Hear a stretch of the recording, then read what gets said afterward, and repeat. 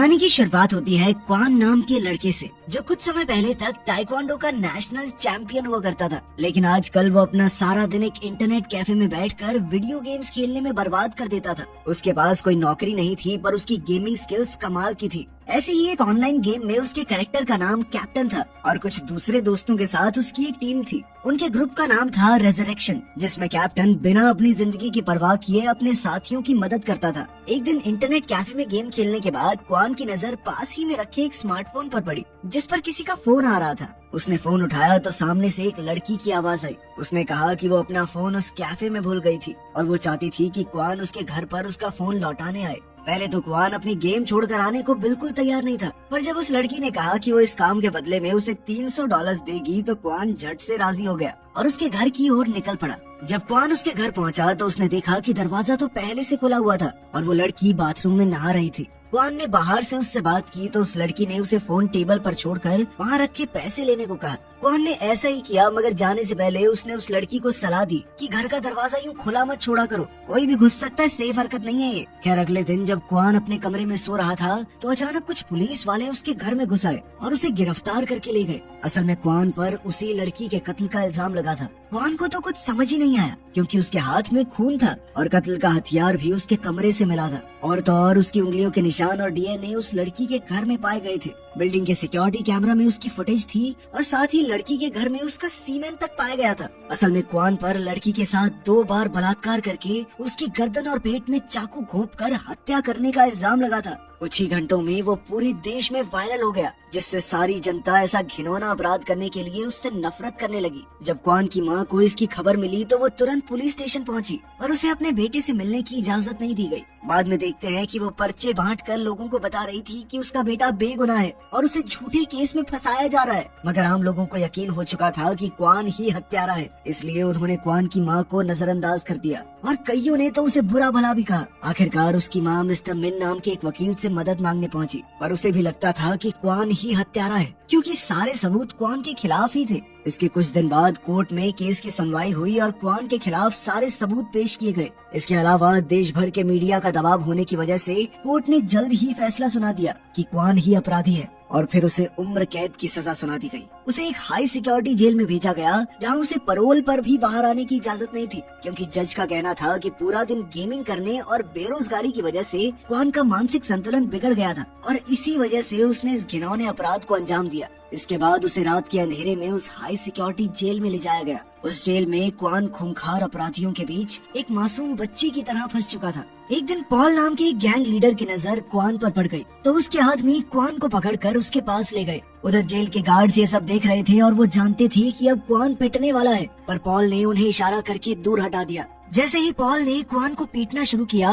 तो क्वान ने भी बदले में पॉल को मुक्का मारा, जिससे पॉल गुस्से से आग बबूला हो गया और फिर उसके गुंडों ने क्वान की हड्डी पसली एक कर दी। खैर कुछ ही देर में जब गार्ड्स उन्हें छुड़ाने आ गए तो पॉल कहने लगा कि इसने मेरे ऊपर हमला किया था और इसके बदले में क्वान को 30 दिनों तक अंधेरे कमरे में रहने की सजा मिली। बाद में पॉल और उसके गुंडों ने एक बार फिर क्वान को घेर लिया और उसे बुरी तरह पीटा। उन्होंने उसके शरीर में एक अजीबोगरीब इंजेक्शन भी लगा दिया, जिसके बाद क्वान पागल होकर अपने आप को ही खाने की कोशिश करने लगा। अब वो जेल में लगभग हर रोज पिटने लगा। फिर एक दिन उसकी माँ उनके वकील मिस्टर मिन के साथ उससे मिलने आई। वो क्वान की हालत देखकर काफी परेशान थी, क्योंकि वो जानती थी कि जेल में क्वान के साथ काफी अत्याचार हो रहे हैं। वो क्वान के जख्म देखकर सब समझ गई थी। उसने क्वान से कहा कि बेटा थोड़े दिन तक जैसे तैसे करके सह ले, मैं तुझे बाहर निकलवाऊंगी पक्का। वो खुद को एक बलात्कारी की माँ नहीं कहलवाना चाहती थी और न ही चाहती थी कि क्वान एक रेपिस्ट का जीवन जिए। अपनी माँ के शब्द सुनकर क्वान को काफी हिम्मत मिली। इस बार जब क्वान जेल में गया तो उसमें एक नया जोश भरा हुआ था, पर अब भी उसका पॉल और उसकी गैंग से मारपीट का सिलसिला जारी रहा। एक दिन डाइनिंग टेबल पर एक दूसरे कैदी ने क्वान को मरहम दी, जिसे वो अपने जख्मों पर लगा सके। उसका मानना था कि क्वान हत्यारा नहीं हो सकता। उसे ये भी लगता था कि पॉल जानता है कि क्वान बेगुनाह है, इसीलिए वो बार बार उसे पीटता रहता है, क्योंकि उस पर हमला करना आसान है। तब क्वान ने फैसला किया कि वो अपने लिए लड़ेगा, ताकि सबको ये समझ आ जाए कि उसे काबू करना इतना आसान नहीं है। एक दिन जब पॉल के आदमी क्वान को पीटने आए तो वो तुरंत छुप गया और उसने पेन और कागज की मदद से छोटे छोटे हथियार बना लिए। फिर उसने एक एक करके पॉल के आदमियों को धूल चटा दी और अंत में पॉल पर एक ही वार करके उसे भी बेहोश कर दिया। अगले दिन मिस्टर मिन उससे मिलने आया और उसे खबर दी कि उसकी माँ अब मर चुकी है। उसने क्वान को उसकी माँ का डेथ सर्टिफिकेट दिया ताकि क्वान उस पर दस्तखत कर सके, जिसके बाद सरकार उसकी माँ का अंतिम संस्कार करेगी। क्वान को तो अपनी माँ के अंतिम संस्कार में जाने की इजाजत तक नहीं मिली। मिस्टर मिन ने बताया कि आम लोगों ने उसकी माँ को बेहद परेशान कर दिया था, जिसके बाद अब वो बहुत दुखी रहने लगी थी। इतना दुख सह नहीं पाई, मर गई बेचारी। ये सुनकर तो क्वान मानो बिल्कुल टूट सा गया। पर फिर रात को उसकी माँ उसके सपने में आई और उसे गले लगा लिया। फिर अगले दिन क्वान को उसकी माँ के शब्द याद आए कि उसे एक बलात्कारी की जिंदगी नहीं जीनी है। उसने अपनी माँ से वादा किया था कि वो अपनी बेगुनाही साबित करके रहेगा। तब अचानक उसने पॉल पर हमला बोल दिया, लेकिन इसी बीच उसके अपने पेट में चाकू लग गया। कुछ ही देर में उसे जेल की गाड़ी से हॉस्पिटल ले जाया जा रहा था, पर तभी अचानक क्वान उठ खड़ा हुआ और उसने गार्ड्स पर हमला कर दिया। उसने चीफ गार्ड की गर्दन पर एक नुकीली चीज रखी और अपनी हथकड़ियों की चाबी मांगी। गार्ड ने उसे चाबी थमा दी, पर तभी अचानक उनकी गाड़ी का एक्सीडेंट हो गया, जिसमें सब जख्मी हो गए, पर क्वान जैसे तैसे जिंदा बच निकला। उसने अपनी हथकड़ियां खोली और भागने लगा, पर पीछे से चीफ गार्ड ने उस पर बंदूक तान दी। लेकिन फिर न जाने क्यों उसने बंदूक नीचे कर ली। शायद वो भी समझ चुका था कि क्वान की जगह जेल में नहीं है, इसलिए उसने क्वान को भागने दिया। अब क्वान सबकी नजरों से बचता हुआ जंगल में भाग निकला। जल्द ही उसने कुछ कपड़े चुराए और फिर से भागने लगा। कुछ ही समय में सारे देश की पुलिस क्वान को पकड़ने में जुट गई। इधर भागते हुए क्वान की नजर एक पति पत्नी पर पड़ी जिनकी गाड़ी खराब हो गई थी और उन्हें एयरपोर्ट पहुंचने की जल्दी थी। तब क्वान ने गाड़ी ठीक करने में उनकी मदद की और बदले में उन्होंने क्वान को लिफ्ट दे दी। असल में वो क्वान के बारे में नहीं जानते थे और वो वैसे भी ये देश छोड़कर जा रहे थे, इसलिए उन्होंने तो क्वान को अपनी गाड़ी भी दे दी ताकि उसे बेचकर वो थोड़े पैसे कमा सके। आखिरकार क्वान उनसे गाड़ी लेकर शहर की ओर निकल पड़ा। क्वान के पास छिपने के लिए कोई दूसरी जगह नहीं थी, इसलिए वो मिस्टर मिन के घर गया। उसे उम्मीद थी कि मिन उसकी हालत समझेगा। तब मिन ने क्वान को उसकी माँ की आखिरी निशानी यानी उनका नेकलेस दिया। फिर मिन ने उसे दिलासा देते हुए कहा कि वो उसकी केस फाइल्स की दोबारा जांच करेगा, पर अभी के लिए उसने पुलिस को फोन कर दिया क्योंकि वो चाहता था कि क्वान खुद को पुलिस के हवाले कर दे। लेकिन ये सुनते ही क्वान पुलिस के आने से पहले ही वहाँ से फरार हो गया। कुछ देर बाद वो एक इंटरनेट कैफे में पहुंचा और अपने ऊपर लिखे गए सारे आर्टिकल्स पढ़ने लगा। सब के सब उसके खिलाफ थे, पर तभी क्वान की नजर एक डॉक्यूमेंट्री पर पड़ी जिसमें कहा गया था कि क्वान को झूठे केस में फंसाया गया है। इस डॉक्यूमेंट्री के राइटर ने लिखा था कि क्वान सिर्फ 3 मिनट में एक लड़की का 2 बार बलात्कार करके उसकी हत्या कैसे कर सकता है। इसके अलावा इस केस के कई सबूतों से खिलवाड़ किया गया था। ये सब देखकर क्वान ने एक ठंडी सांस भरी। फिर उसने देखा कि इसका राइटर मिस्टर हैरी नाम का एक आदमी था जो क्वान के साथ गेमिंग किया करता था। कुछ ही समय में मिस्टर हैरी क्वान से मिला और तब ये खुलासा होता है कि ये तो असल में एक लड़की थी। उसका नाम यूल था और वो क्वान की रेजरेक्शन टीम का एक हिस्सा थी। अब यून ने क्वान को आगाह किया कि कैफे का मैनेजर पुलिस को आगाह करने वाला है, तो उसे यहाँ से भाग जाना चाहिए। बाद में यून ने उसे एक रेस्टोरेंट में मिलने बुलाया और फिर वो उसे अपने साथ शहर के बाहर मौजूद एक खुफिया अड्डे पर ले गई। यहाँ वो दुनिया से छुपकर अकेली रहती थी। असल में वो कंप्यूटर्स की दीवानी थी और पूरा दिन कंप्यूटर पर ही काम करती रहती थी।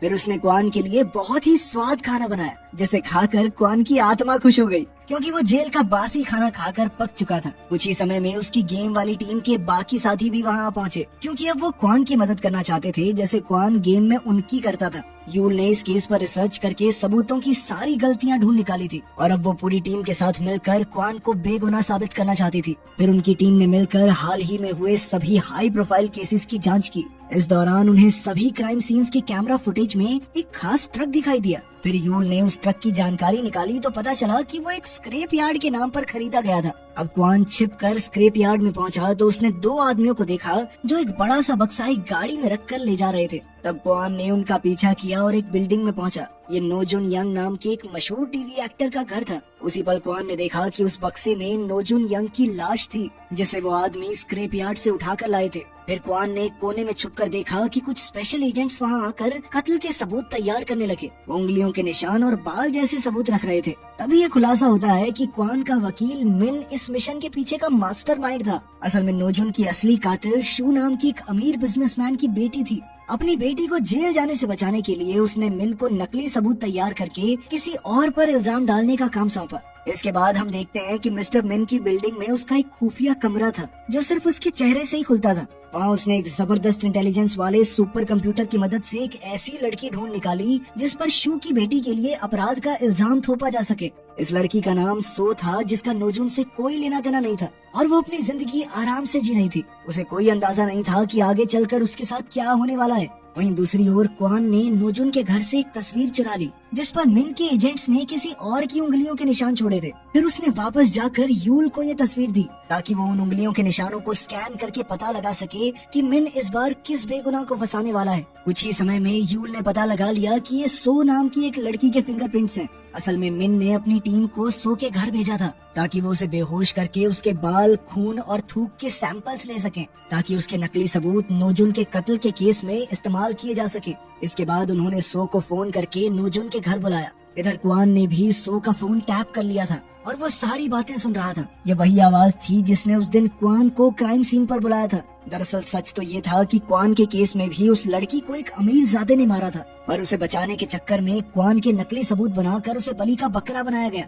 खैर अब क्वान उस लड़की से मिलने पहुंचा जिसकी आवाज उसने फोन पर सुनी थी। क्वान ने उस लड़की को अगवा करने की कोशिश की मगर वो ऐन वक्त पर मोटरसाइकिल पर किसी के साथ भाग गई। अब क्वान भी उसका पीछा करने लगा मगर रास्ते में ही उसकी गाड़ी खराब हो गई और फिर अचानक पॉल और उसके आदमियों ने उसे पकड़ लिया। असल में पॉल भी किसी तरह जेल से छूट गया था और अब वो क्वान को एक सुनसान जगह पर ले जाकर उसे टॉर्चर करने लगा। क्वान ने जेल में उस पर हमला किया था और अब पॉल उसका बदला लेने आया था। मगर उसी समय यूल ने स्वॉट को खबर कर दी कि क्वान यहाँ पर मौजूद है और जल्द ही स्वॉट टीम उसे पकड़ने आ पहुंची। स्वॉट टीम ने उसे पॉल के चंगुल से छुड़ाया और इसी मौके का फायदा उठाकर क्वान वहाँ से भाग गया। तभी यूल उसे गाड़ी में लेने आ गई और वो फरार हो गए। रास्ते में क्वान ने पूछा कि आखिर पॉल उस तक कैसे पहुँचा। तभी यूल को क्वान की माँ के नेकलेस में एक ट्रैकर मिला। तब उन्हें एहसास हुआ कि मिन अभी भी उस पर नजर रखे हुए है क्योंकि उसी ने क्वान को ये नेकलेस दिया था ताकि उसे हर वक्त क्वान की लोकेशन मिलती रहे। आखिरकार क्वान को अपने दिल पर पत्थर रख के अपनी माँ की आखिरी निशानी को भी फेंकना पड़ा। फिर बाद में क्वान की टीम ने कुछ ड्रोन्स बनाए और उन्हें मिन की बिल्डिंग स्कैन करने को भेजा।